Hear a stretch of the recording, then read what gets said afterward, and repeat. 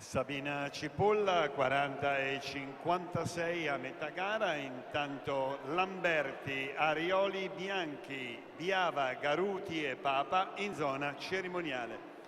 Per la quinta serie alla 2 Giulia Lerpini, alla 3 Emma Bani, alla 4 Paola Gamba, 5 Josephine Cambielli, 6 Vanessa Mantese.